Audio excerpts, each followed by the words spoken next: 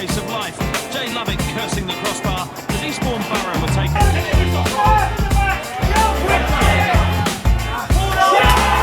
Jay Lovett, played for Plymouth Argyle, Crawley Town, Brentford, Hereford and Lincoln.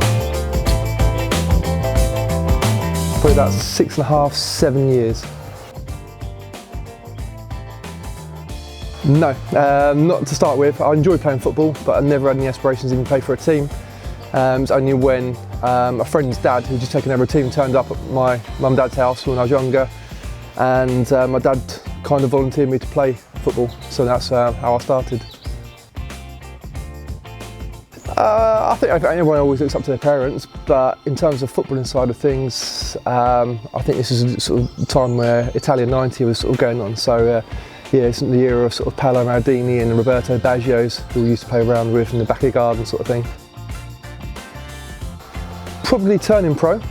That was probably when I was at Crawley and I found out that a couple of clubs wanted to sign me.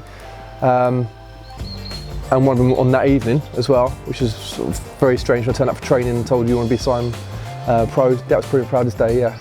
Other than obviously having kids.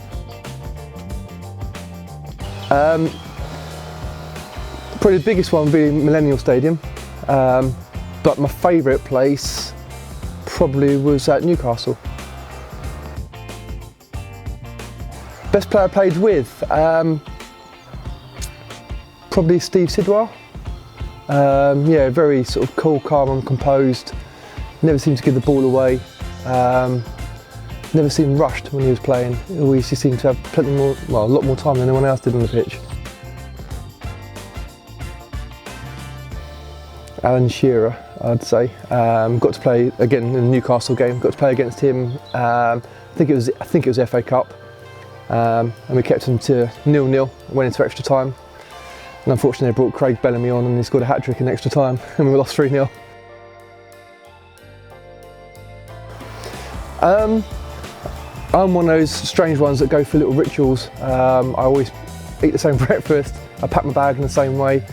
When I get changed, just before the warm-up, I put my shin pad on, put my shorts on in a certain order as well. And then I think obviously everyone gets a little bit nervous, but for some reason, and I don't know really, once I kicked off, you sort of forget about it.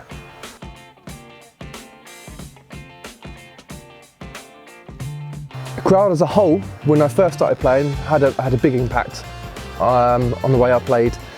I think it got to a point sometimes where it's such a great atmosphere. I think you felt so tense when you went out to play, and sometimes when you feel so tense, you use a lot of unnecessary energy up, and I think you feel a lot more sort of fatigued before you really got going. And also I think because you're so tense as well, you don't relax, you don't play the same passes. It does take a little while to get used to, or it did me anyway. So yeah, I'd say the crowd from that respect has a big impact on how you play, and obviously home and away crowds are huge. I think when you've got a home following and it's, they're backing you and you're doing well, there's no better feeling.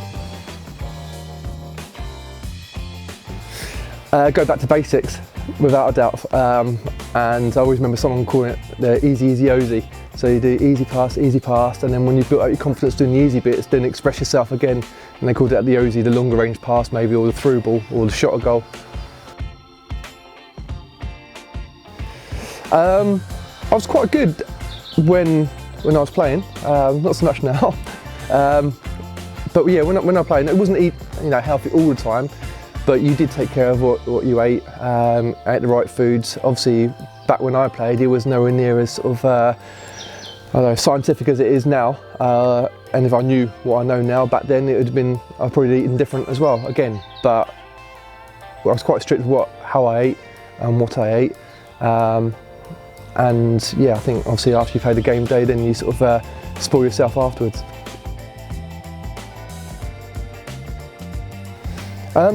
Just love the game. Just passionate, completely passionate about the game, in love with the game. And I don't know, I think obviously a lot of people say these sort of things, but when you're on a pitch, it's your own little world. You can lose yourself in it, you can express yourself in it, you can be you in it. And I love that environment. I love playing with my teammates, I love playing in front of crowds in the end. and that's what drove me forward. I just wanted to be good at what I did.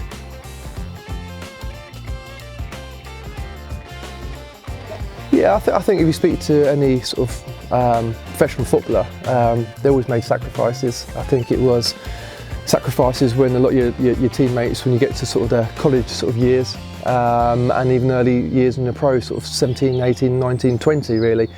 A lot of them people going out or going off to uni and stuff like that, have parties. I think, you know, obviously you want to be part of that because they're your friends and you like those sort of social circles, but you have to sort of curb it a little bit.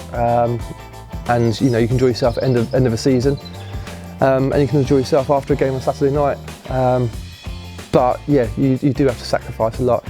And even playing football, as you know, as I got older and become a family sort of man, like we've had holidays that are wife had to go on, or weddings abroad, or weddings that we've gone to that you sacrifice them because you're playing over a weekend when, you know, the wedding will be on a Saturday, and you don't go to social events or birthday parties and things like that.